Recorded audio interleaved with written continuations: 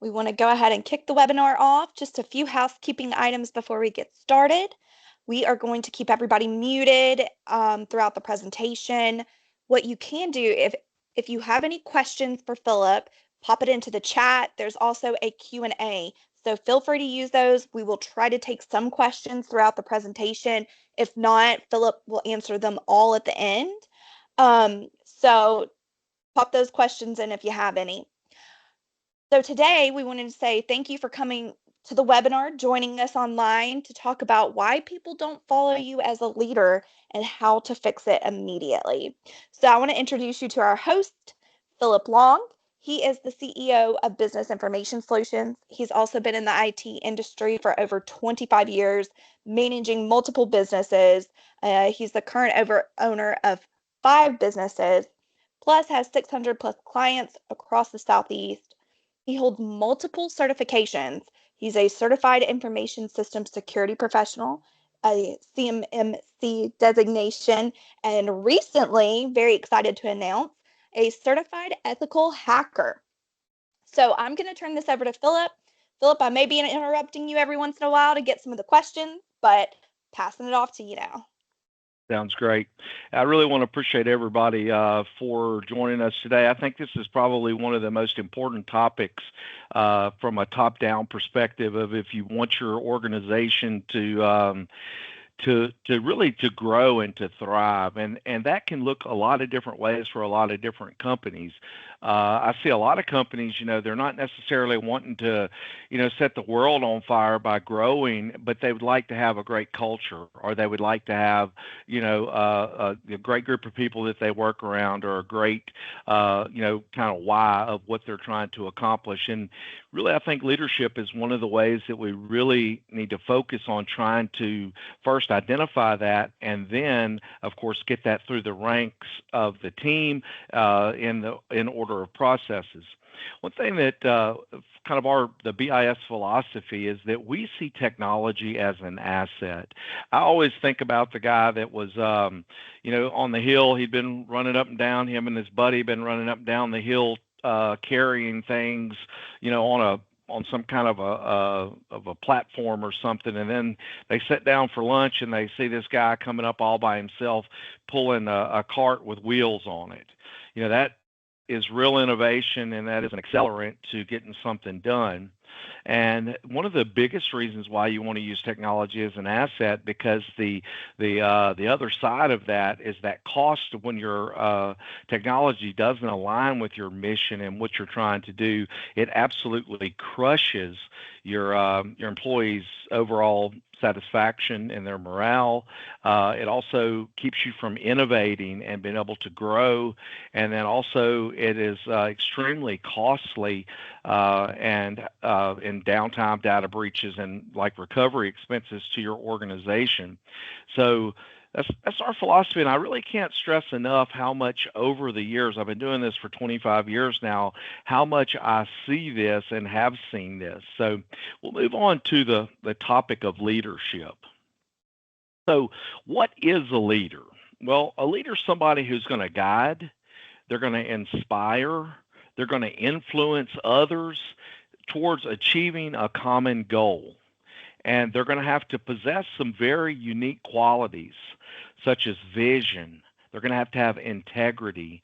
They're going to have the ability to motivate and support their team.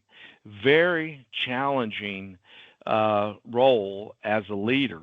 And I'm going to refer to this group a lot. They're called TTI Success. They're a group that does behavioral analysis and other types of analysis of people that I've been a partner with for probably, I bet, close to 20 years.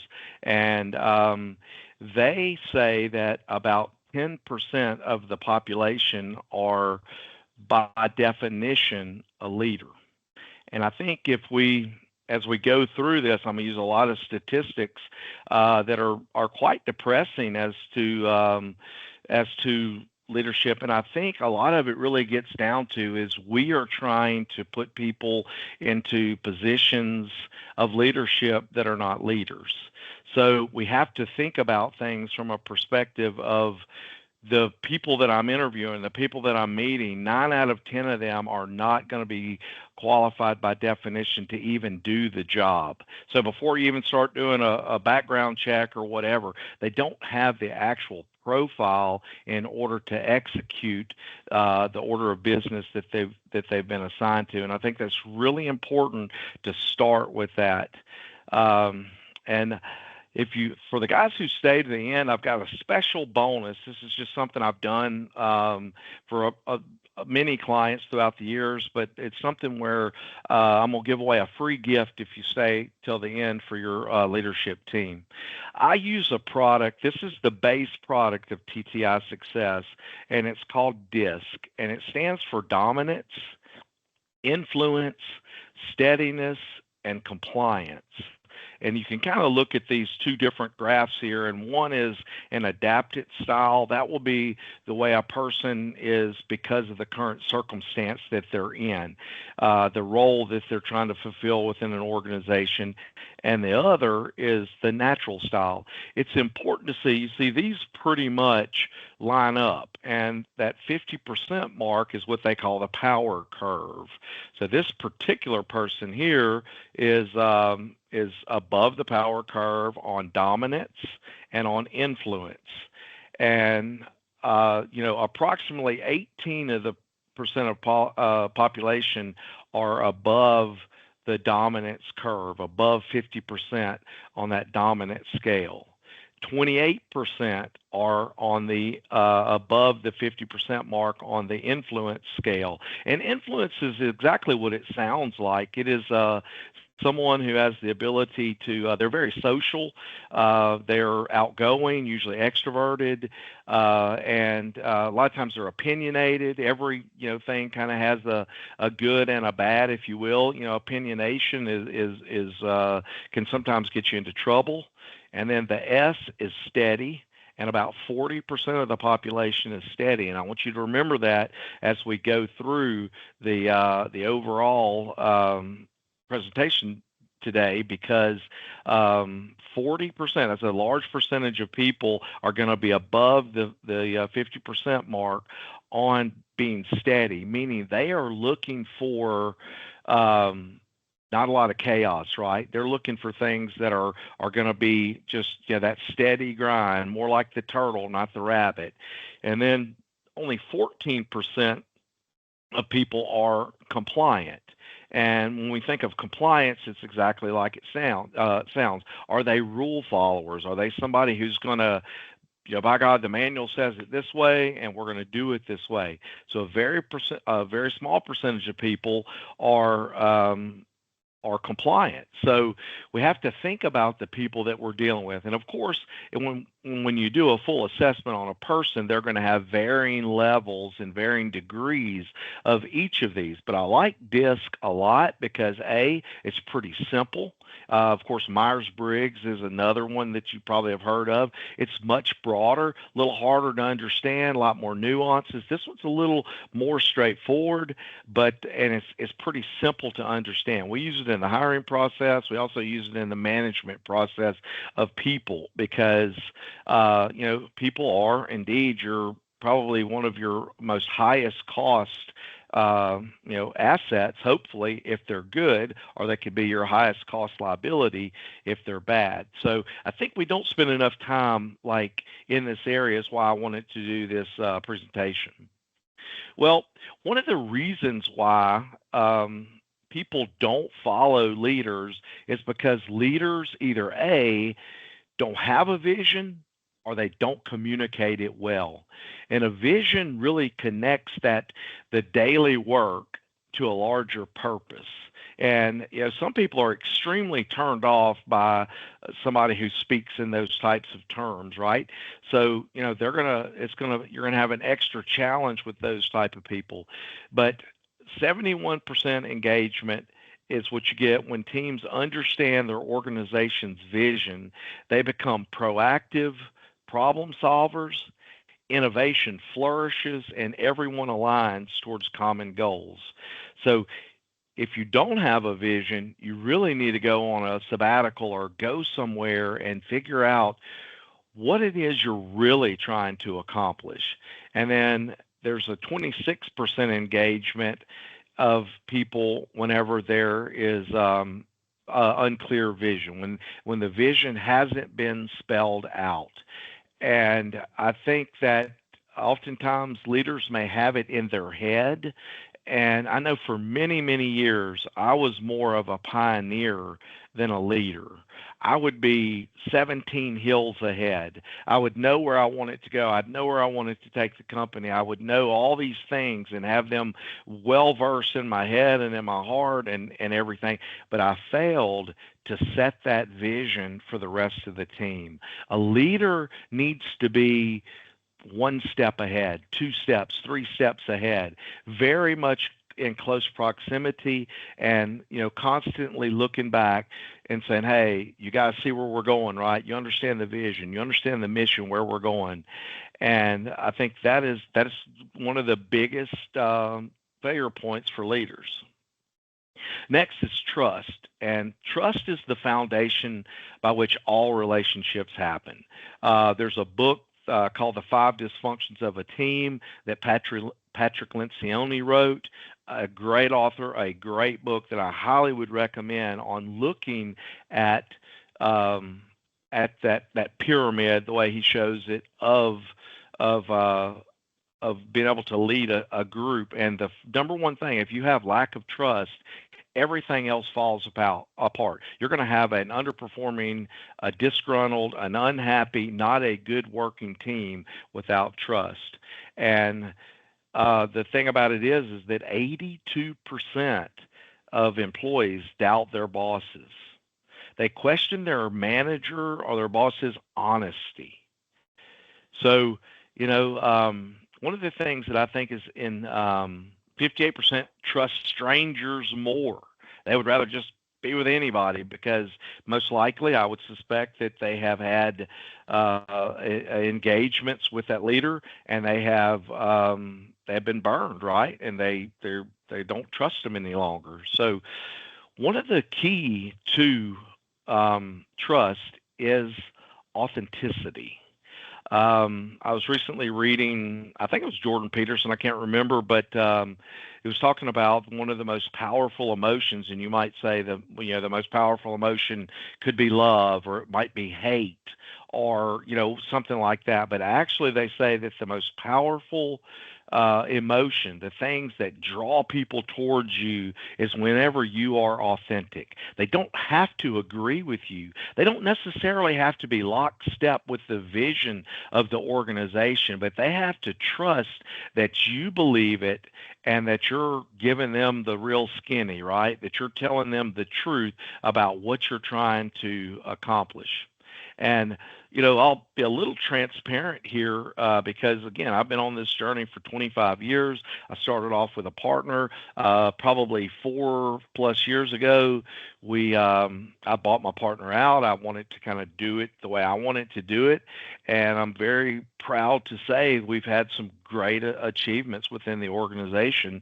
We're up about probably 40 something percent from that time in top line revenue, maybe 50% in top line revenue from that time, and we have 8 less employees.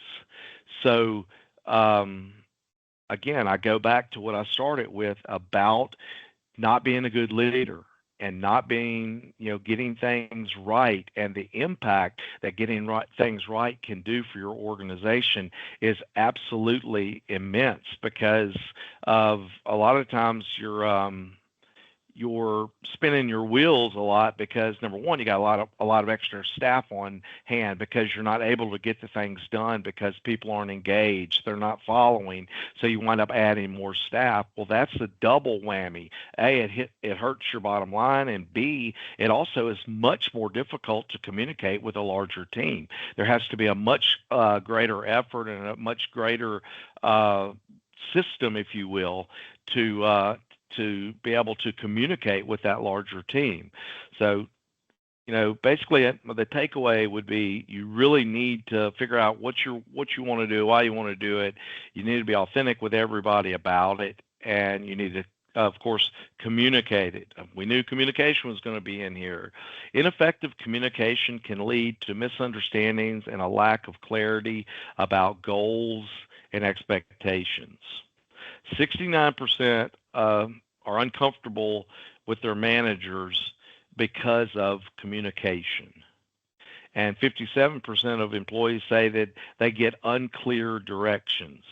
And these two things are just absolutely key because I mean, just let's just think common sense about the unclear directions. If you don't have a clear direction of what you're wanting, then how in the world are they ever going to be able to perform and give you what you're looking for? So again, these things kind of stack. You know what I mean? The starts with the vision. What is it? Where are you wanting to go? One other thing that is a big thing in the marketplace now is what they call transformational leadership versus transactional leadership. And I've just put my team through. I had a guy come in that specializes in that, and he came in and spoke with my team about it.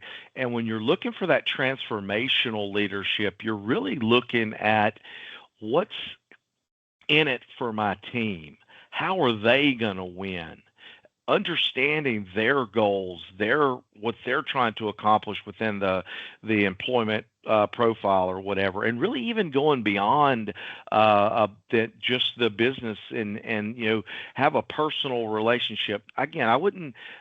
When I say that, I want to caution not to be their best friend and not to get in their family life Kool-Aid, but to understand them and to know the challenges that they face. And then the transactional side is something that where you might want to incorporate like metrics, like how are they performing? They call it KPIs, key performance metrics. And I think a lot of times people think this an either or when in fact it's a and both. You want to have that transformational, that focus, that vision of where you're going, and understand the people that you're working with, and have a deeper relationship with them. But you also want to be able to measure along the way. It's kind of like if you're on a ship and you were plotting a course, you have a compass and you have a clock. And if you read, in nautical terms, it's so many minutes at so many degrees on the compass. And that's kind of how KPIs work with that vision. Is you set the vision, and then you use the KPIs to ensure that you're making and plotting the course, and you're arriving when you get there. So, really important to get that nailed down, and then communicate it and over communicate it. At the end here, I want to go over some things that I personally have found to be very helpful in very practical ways, because the beauty of this is that you can change this almost immediately. You could go home and get in your Dutch oven and analyze yourself, analyze the situation, and you can begin to make these changes immediately. And you might get a little sideways look, especially if you've ever tried to make a change where they're going to kind of have their arms crossed. They're not going to be so trusting, or it's like, oh, I've seen this before. But I promise, with a little bit of consistency, you're going to find that people will begin to follow. So these are things that are not like such a lofty thought. These are very practical things that you can make changes immediately and see an impact within days and even weeks, certainly weeks, of your organization. And then all you have to do from then on out is be consistent. And the thing about that is that after you put those measures in place, the consistency gets easier because the culture gets better, the jobs get easier, and the relationships are stronger. Next is lack of empathy. And of course, empathy is being able to, they'll say, put yourselves in the shoes of another person. And I would tie empathy very close with authenticity because, let's be honest here. Let's be completely transparent. There's a lot of people that do deserve your empathy, but they maybe not deserve employment with your organization because of the life decisions or the position that they're in, and just really doesn't warrant that they're going to be able to fulfill the mission that you're on. So a lot of times with empathy, people will go overboard and they'll just accept anything that would actually interfere with the overall mission of the organization. And so you want to really keep a check on your empathy. Indeed, be very empathetic. And I think empathy and authenticity go so well together because you see somebody and they have a dumpster fire going on. Well, to be authentic, recognize that there is a problem and see how they're going to respond to that problem. If they're going to deny it, well, there's no hope. If they're not going to accept responsibility of it, then there's no hope of fixing it, right? Because you can't fix other people's problems for them consistently, and you certainly can't do it for a whole team. So that's a an exercise in futility. So they say 50% of employees leave their jobs because of their managers, making empathy a crucial leadership skill. And again, I think that authenticity of not sugarcoating the situation and identifying the issues. There's a book I read a long time ago, and I forget the author's name, but it's called Thank God It's Monday, if I'm correct. And this was a girl that turned around banks. It was a woman. She turned around banks. Basically, that was her specialty. She would go into banks that were struggling, and she would turn around, and she had like a 80% success rate. And the takeaway from that book is she had two different kind of means by which she managed her people, and I just thought it was so great. Number one, because it was two, right? I can remember two things, and it was very authentic. And what she would do if she had an employee, say, that was maybe just a bad morale, like maybe they're in the right seat, they can do the job, but yet they're just not a fit on the team. They're not a joy to be around. She would meet with them in the afternoon, one afternoon, and she would say, "Hey, I just think it's really important, Andy, that everybody finds their thing. It would be such a shame to go through life and really never." Kind of find your thing or be in a position to where you're really fulfilling, what you're called to do or whatever. And sometimes I get the feeling, Andy, that you don't this isn't your thing. And, I'm not sure, I don't, it's just my observation. One of the things about her observation is that you don't ever want to use someone else's observation or something that someone else said to you. You want to use it firsthand because if they're going to dispute it, they're going to have to dispute it with you. Whereas if it's someone else, they can, well, that person, blah blah blah. It's actually a tangent. It takes you away from the solution rather than brings it in. Then she says, "I'd like to meet with you." She'd put it off a day or two and just discuss if this is your thing. And then she leaves the office, and that person would then, of course, be mad, and they're probably going to say something to their office mate about, blah, blah, blah. Then they're going to go home. They're going to be mad. They're going to be with their significant other. They're going to say the same things. And she said that a lot of times their people around them would go, like their significant other at home would say, "This sounds so very much like your last job." And then, Andy goes to bed. He wakes up at 2 a.m. and he's like, everywhere I go, there I am. He recognizes that the problem is him, and he then makes adjustments, or is at least open to a conversation that could lead to suggestions on something, making things better and putting things together. The second was people who are underperforming. And underperformance is basically going back to trust. Whenever somebody has, again, you've clearly defined their objectives, they've agreed to them, and they're just simply not meeting them. Well, you need to communicate clearly with them that this is a break in trust, and all relationships are made on trust. and ask them what they're going to do to reestablish the trust. Too often, I think, as leaders and managers, we are constantly trying to do all the lifting, and that's a great trait to want to help people. I get it, but the reality is change comes from within, and we have to be empathetic, indeed, understand the situation, but also be understanding of the way that change comes about. Another one is inconsistency. This is probably it's one of my biggest weaknesses. If you looked at my DISC profile, my steadiness is a 0. And in one way, it's great because you can switch my day up 8 times from Sunday, and I will not get frustrated. I actually enjoy it. I have a client, and his team uh, lovingly refers to him as Captain Chaos. And maybe some of you guys are like that, where you enjoy a bit of shaking it up, and if it gets a little bit like things are running smooth, you want to go in there and kick over an anthill just to see what's going to happen. Well, it's a major problem with most people because remember, most people, 40, I think, percent or whatever, like a steady environment. So the vast majority are above the 50%, meaning steadiness is something they're looking for.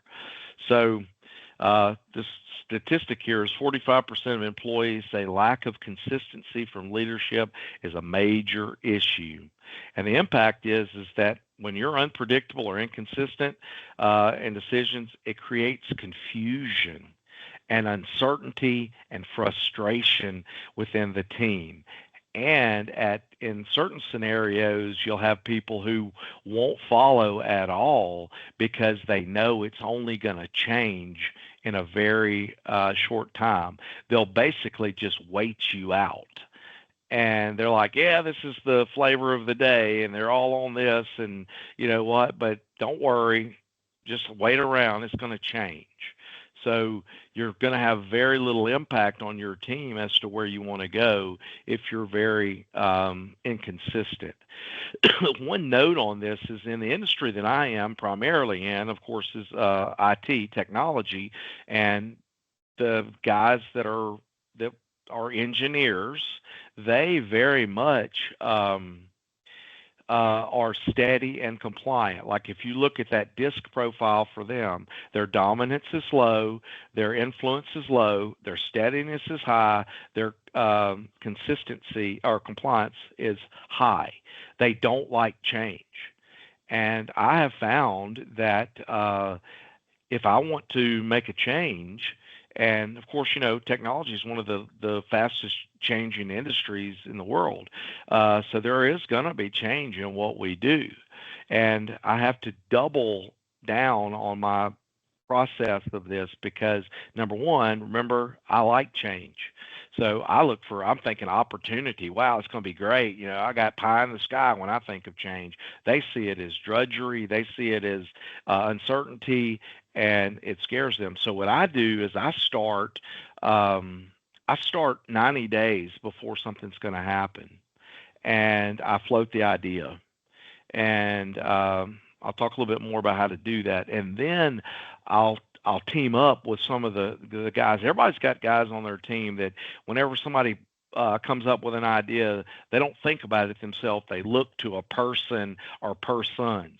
I will spend time with them, and basically, I'm not politicking. I'm trying to present my case for what I think is best for our organization, and I want to win their support so that they can help me employ that. So be very thoughtful about how often you change. Is it worth making the change? Because you basically have let's say you got so many bullets of change in a year. You don't want to shoot them up too fast. Another thing is micromanagement, and I think this right here can actually is another one of those things that I think there's some nuances to. They say 59% of employees have worked for a micromanager. Well, a lot of times, micromanagers are poor communicators, poor planners, poor visionaries because they don't really have a big goal or a reason, and they don't systematically approach things in a way that where they can be communicated and the outcome can be known. So what happens is they're always touching base, checking in, and trying to make sure that everything's on course versus maybe taking a few minutes and figure out where you want to go, set some KPIs up to ensure that you're going to be there, and then kind of turn the person loose. It could be that it's just their poor planning has caused them to have the traits of a micromanagement, and it is very devastating on morale because 68% of employees who experience micromanagement say it decreases their overall morale. They're not happy when somebody's worrying them to death about something. One other little tip that I notice is that I have done that I think is very helpful is understanding that some people need higher and lower levels of management. And if you are using blanket statements from the front of the room about we got to get this done, blah blah blah, and you're really probably talking to one or two people, and the rest of the people are doing fine, but you are crushing them. You're lowering your stock price, if you will, because you are going over something that is in a negative connotation that doesn't really relate to them. All right, so let's talk about some immediate actions, and I really. This is the truth here. It's going to take discipline. It's going to take a little planning, but these are absolutely things that you can put in place and make big changes in a very rapid way. I heard or read about the space shuttle and how during the first 2 minutes of its flight, it actually uses more energy than the entire rest of the flight. And in some ways, things like this are that way. So I would begin to articulate that clear vision.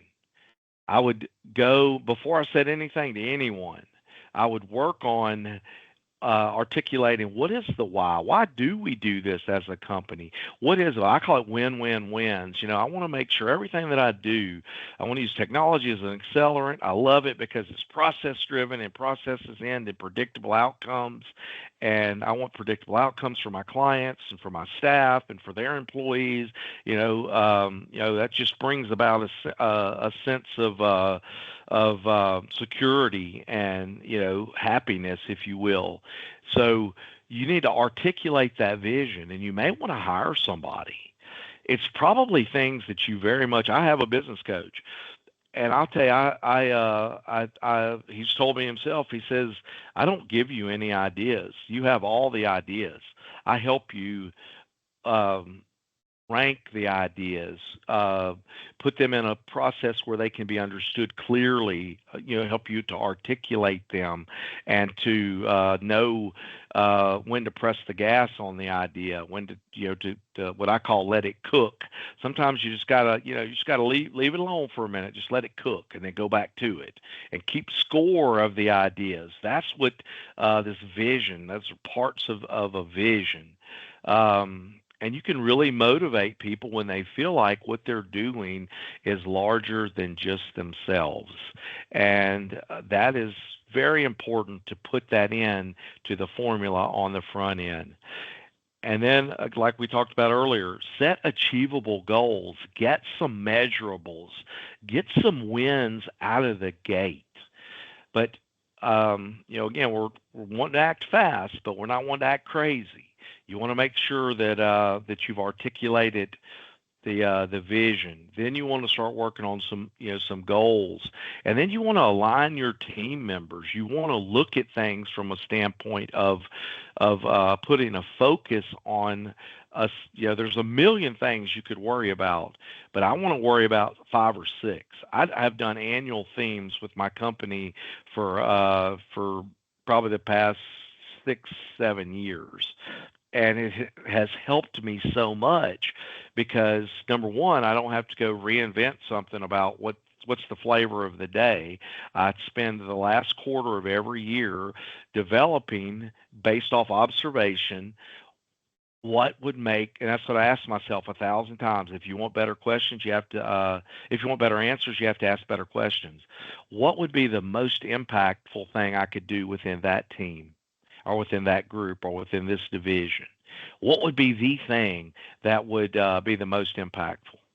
And you start write something down, and then you come back to it a week or two later, and then you enhance it. And I have, this year I have 6 pillars and I did a mission to Mars, just kind of a cool theme.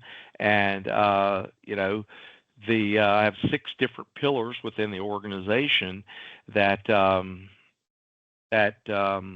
I believe will get us where we want to be. And I'll be honest, completely transparent here. This webinar, the things that you're going to see us produce from a content perspective, the lunch and learns and the workshops that we do are going to be very business focused, so that I am hopefully some form of a catalyst in order to help an organization grow. Because if that organization can grow, I will benefit from the growth, and they will get better. They'll be an easier company to deal with. They'll be better for my employees. It's better for their employees. It's a real win-win-win. And that is one of the key components of one of these 6 components, is showing business how to use technology as an accelerant. You're going to see a lot of artificial intelligence, how to, practical ways to apply. That'll be the next thing that we're talking about. It's just incredible what you can do with artificial intelligence. And, how do you implement, say, Microsoft Teams? Things that a lot of companies have already purchased, but they're not using to the fullest. How do they use that technology for a competitive advantage? And I believe that if we're at a time and that companies who fail to execute on things like AI are going to be well behind the curve, and they may lose their dominance, and some young innovative whippersnapper company coming up might actually take the prize. So I'm doing that internally because I'm an old dog. I've been in it for 25 years, right? So I'm drinking my own Kool-Aid. Another thing is really building trust. There's a book that I read, I think it was 1 or 2 books ago, and the guy talked about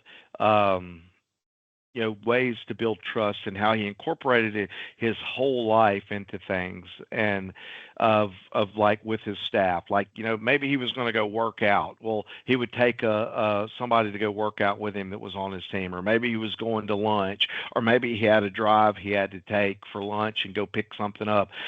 He'd be like, "Hey, jump in. Let's go together. We'll talk about things." Using all the moments of the day in order to build trust and to get people into environments where they see you a bit differently. They see the three-dimensional effects of really who you are.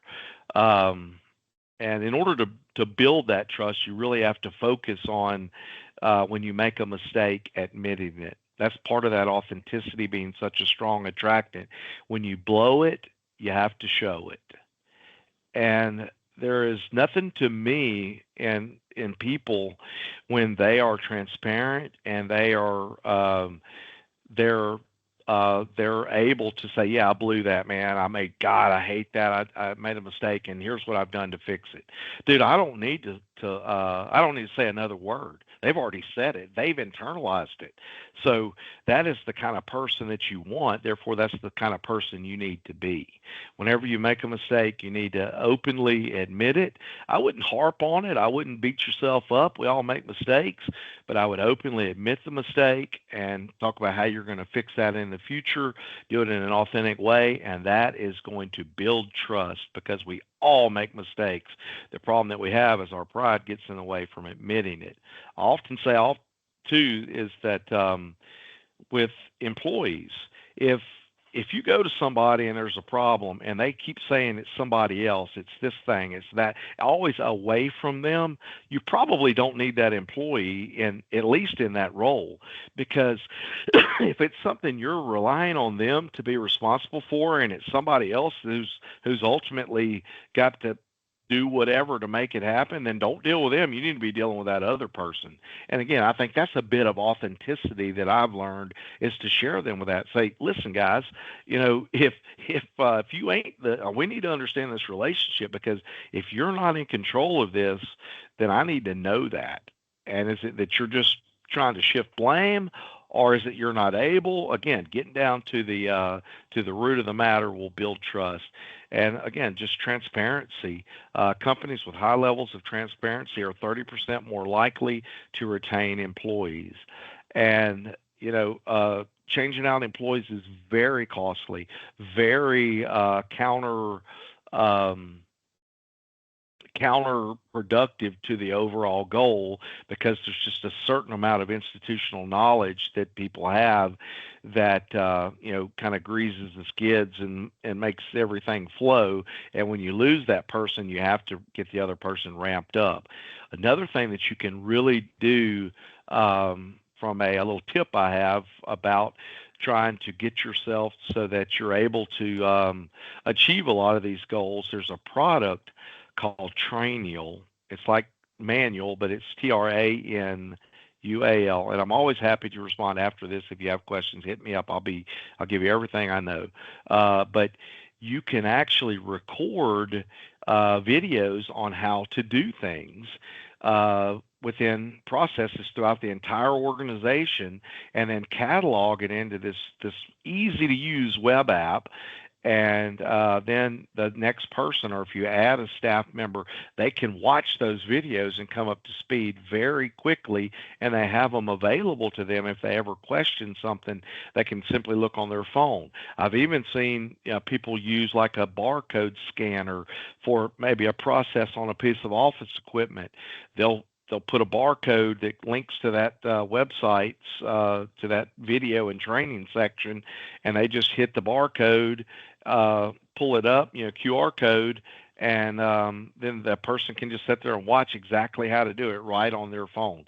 Really simple to use, very cost effective, and very scalable. That came from last year's one of the pillars of the annual theme was operational maturity level.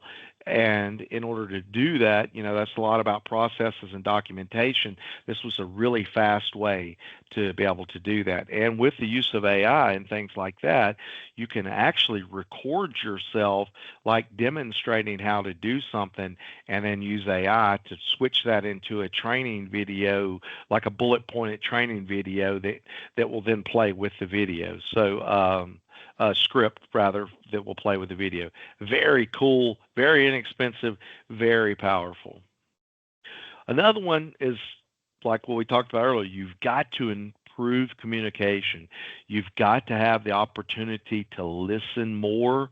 78% of employees who feel their voice is heard are more likely to feel empowered. And you want to sometimes call on people. Again, you don't want to call them out, but you want to tap them and say, what are your thoughts on that?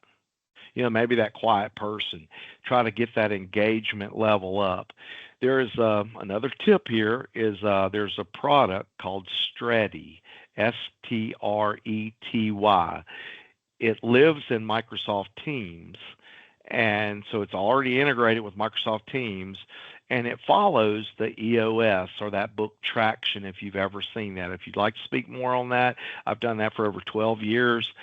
Very familiar, but it puts together a format for meetings, and during meetings, there is a level 10 meeting, they call it. There's a part where you IDS, identify, discuss, and solve. And it's all built in the app, and you can assign to-dos so that you can keep up and make sure that things are happening. And all the employees can put in an issue.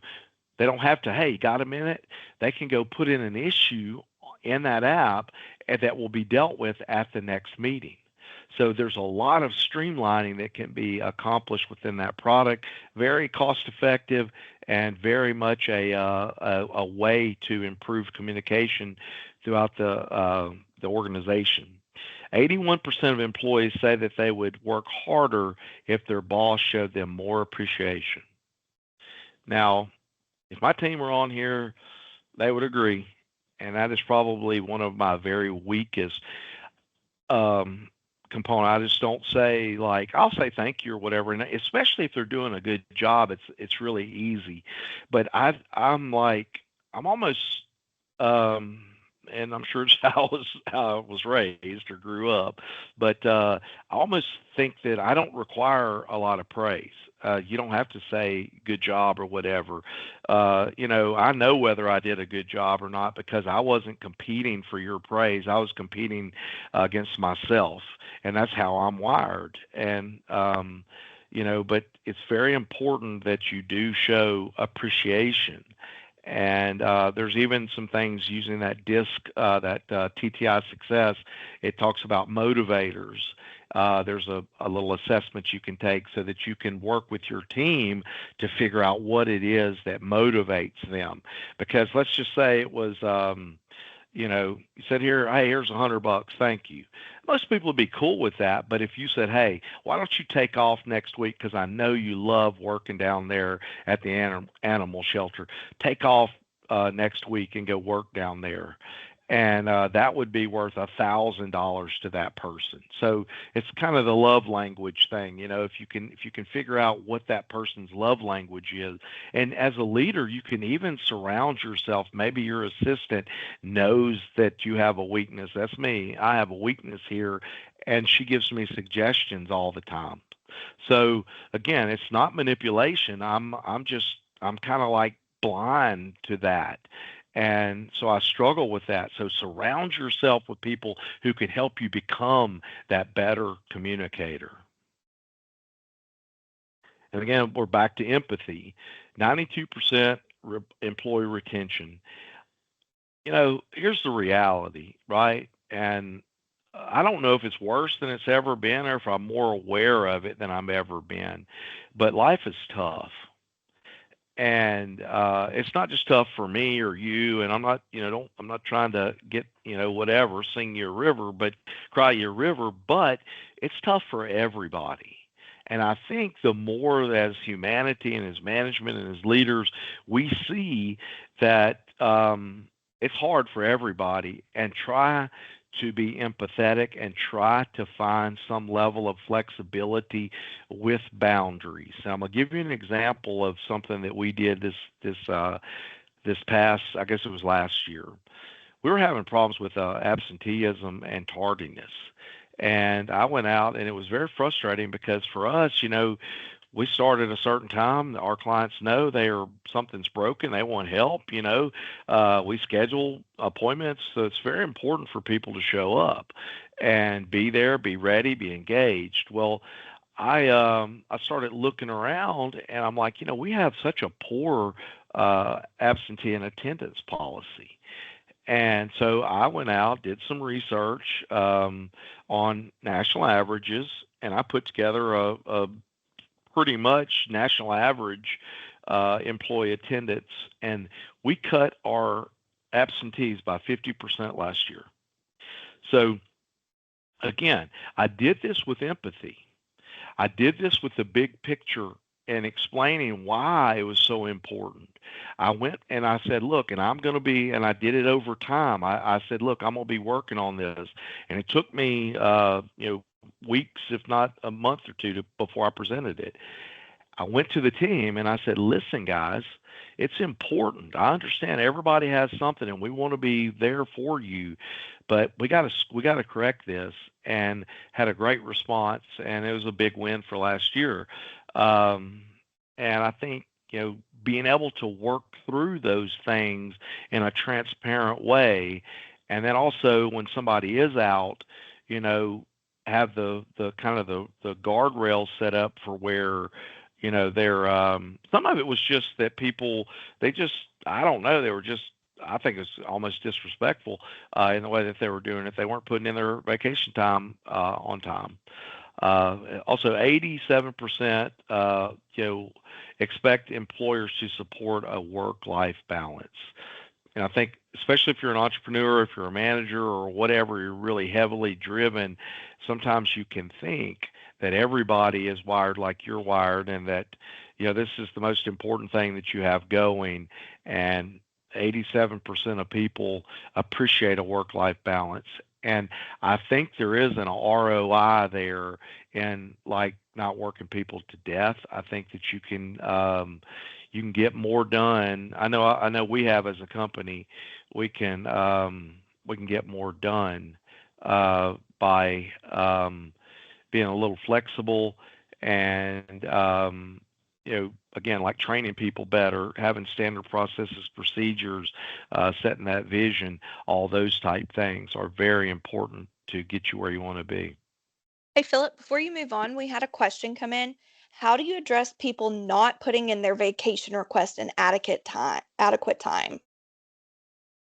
I think that you start off with again, I think you have to be careful with you don't want to, do too broad a statement and make it a big deal when you're dealing with one person or two people. You may say it in the meeting, but you know what? You want to go individual, one-on-one. That's another thing that Stretty, it has that one-on-one piece where once a quarter you meet. And I think you're authentic and you say, hey, when you're not here or when you don't put your stuff in on time, then it impacts the team. And we're, this is kind of silly, but it worked very well for my daughter. My daughter is such a studious person, and she wanted to make sure she was doing everything right in school. So she kept asking the teacher, interrupting the teacher about things. So the teacher gave her 3 popsicle sticks a day, and that was 3 questions. So I would do something like that. I'd say, listen, here's what we're going to do. We're going to put some guardrails up. We need to have this, and here's why it's important. It's not some micromanagement thing. This is something that is a win-win for everybody if we get this right. And we're going to give you, 1, 2 strikes, and then the third strike, there's going to be real implication, or maybe after the second strike, it's denied if they don't get their vacation in on time. Like, I wouldn't start off with the hammer, but one other note on that is that they talk about like carrot and stick. Human nature is so much averse to loss. They're statistically, I forget, it's more than 2 to 1 averse to loss than they are of winning. And I'll say it like this. Let's just say that if you have the opportunity to win $100 or to lose 50, you would be much more afraid of losing 50, even if the odds were the same.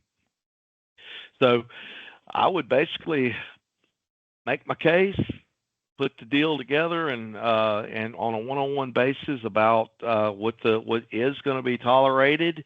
Do it from a standpoint of, we're going from out of bounds to keeping you in bounds. We're going to let you have a little gray for a minute, not many minutes, and then you're going to wind up getting yourself in a bad position. But I'm not going to do that to you. You're going to do that to yourself. Again, that onus, placing the onus on the employee. Too often as leaders, we want to carry everybody because that's how we're wired. We think we're invincible and strong and all that, when really you're going to be a lot stronger and a lot better if you're really focusing on what you do well and let them carry themselves on the matters that they can carry themselves.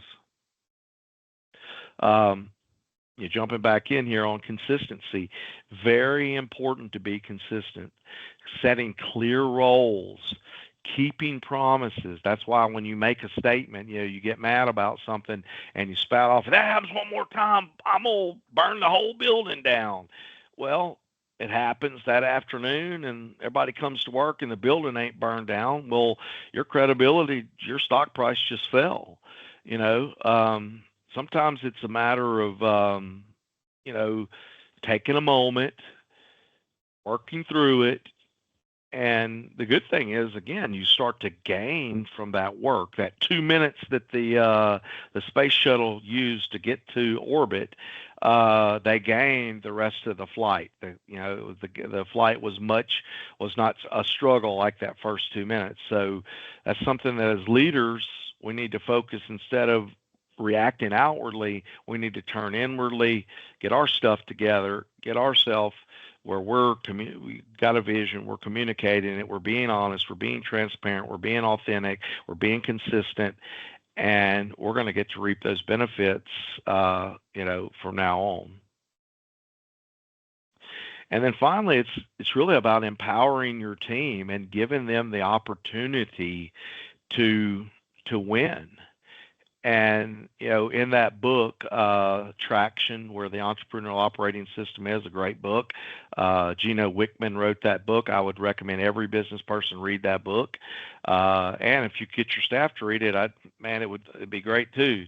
But you know, people who are empowered, the statistic is that 79% of them are much more committed to the organization if they're empowered. But going back to that book, the first chapter is Let Go of the Vine. And I'll be honest, when I read that book, I had a lot of we were just in hyper growth mode, and it was crazy. And I had a problem with that. So my take on it was man, I can't let go of the vine because they don't really know, because I haven't articulated. I don't even know myself what the vision is. I don't even know how to be a leader. So you want to get your first things first, get the plan, and then see the people. You'll know who the people are. Set the KPI, set the measurement. That's what's so nice about that strategy, is if you give them a to do, you can set how long it is before they have to have it done, and then it has reports to see who's getting the to dos done. Then you know who your go-to people are, who you can delegate to. I wouldn't do it, just like, again, like somehow people do empathy. It's like they just allow everything. You need to delegate authority with wisdom, or with understanding, with preparation. And then innovation. That is one of our pillars this year, is innovation.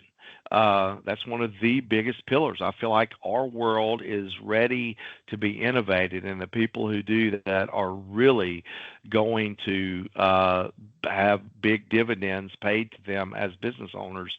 And encourage innovation. Ask them how it could be done, and sometimes that's internally. And sometimes it's even listening, maybe to looking at another product. We've been using some products for a long time, and I'm switching some of them out, because the other, these what's happened in society or in business is there's been a lot of mergers and acquisitions, and that stagnates innovation.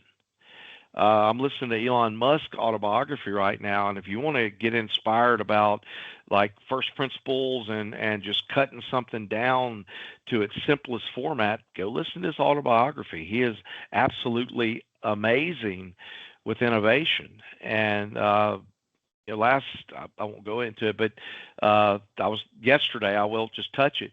It's almost amazing that some of the things that he did with innovation have a double win. Like he went from carbon fiber to stainless steel, and stainless steel at low temperature, like when they fill it with liquid oxygen or something, it doubles in strength. So, and of course, weight is so important. So innovation can change everything. They looked at, when they were making the Tesla car body, they looked at how toys were made, how they don't rattle, they don't squeak, they last, the little trucks and stuff, because it's a unibody. So they made some incredible innovations because they were prompted to. So encourage innovation, reward innovation. All right, we're coming up, and here, fixing to wrap it up. I talked about this. Christy, if you'll capture the people that are on the call, we're going to do just a random drawing after this, and we'll follow up. I'd love to come out and work with like 5 members of your team, leadership team, or whoever, and I'd like to administer a DISC profile. You'll do that, like I'll send you the link to your people, you'll share it, and then I'd like to come out and just spend a moment with you and explain how that looks, and will basically put the people on this wheel here, and we'll take a look at them, and then you can start to look at your right people, right seats. You know what? If you have somebody who is a supporter, and you have them in a conductor role, they are going to struggle. That's that natural and adaptive. You'll see the disparity between the two will be way apart. So that's a free something I just want to do for a business. We'll see who stayed with us the whole time, and then for regular business folks, another offer. This is for everyone. I'll do this for everyone on the call. This complimentary risk assessment. I want to look at your Microsoft 365. I want to do a network assessment. I want to look at that stands for common vulnerabilities and exploits. This is really a pretty expensive scan in most cases, but I want to look at your website. I want to look at your firewall. I want to look at your local area network. These are things that you can present. I'll give you the data to present whenever you're going for your cyber liability insurance policy. And having a good structured network will be able to help you answer the questions in a format by which it'll lower your overall rate. So that's for everybody. And the other, Christy will be back in touch with them to see who won that particular prize. But so any questions? Yeah, we had a couple questions come in. How do you manage stress and prevent burnout as a leader? Me personally, just to be completely transparent, I'm like a guy that you could kick my ass today and I'd be ready to, quit. Not really, but you know what I mean. I've had it. I'm done. I go to bed. I wake up tomorrow, and I'm just like it never even happened. So, but I definitely think that leadership retreats, getting away, unplugging, and people do that in different ways.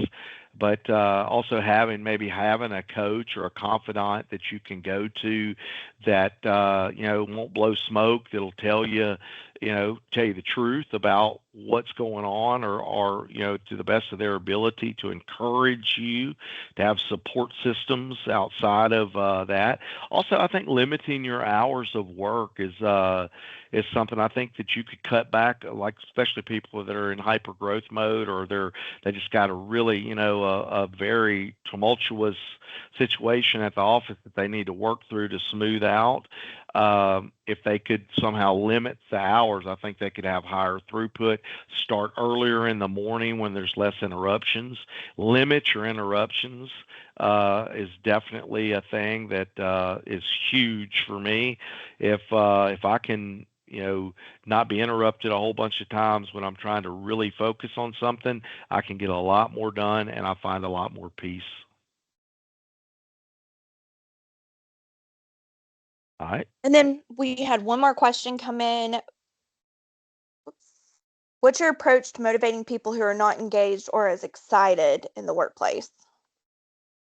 I think that's important to indeed engage them, and I think you engage them with the very things we talked about today, and nothing more, because you have nothing more to offer.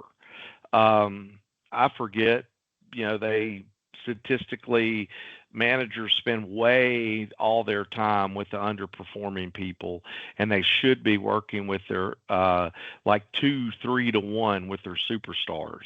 They say a superstar can do 3 times the amount of work as the guy that you're trying to motivate. So I think you lay out your case with transparency, with authenticity. Things are what they are, and clean heart, pure heart, good focus. Look, this is what it requires. That's where those KPIs will do. Use some of those ideas that lady used from Thank God It's Monday, where you question whether it's their thing, and you tell them when they they don't do their role, they're breaking trust, and they're going to have to fix it. And then at the end of the day, you cut them loose. They don't fit your team, and you're going to be so much better off for that.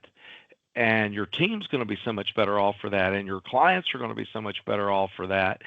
And I'm talking about, and that person will be so much better off because they can go find what they need to go do, or they can come to the realization that what I call the everywhere I go, there I am syndrome is happening.